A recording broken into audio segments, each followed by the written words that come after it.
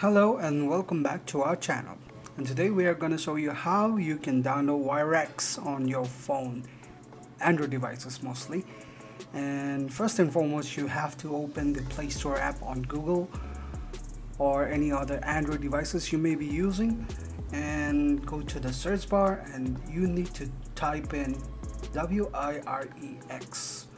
Although there are a lot of clone apps for the app we are showing today, you need to search for the official Wirex app, which was developed by the company of the same name. And after you finish installing the app, wait for it to open. Okay, there we go.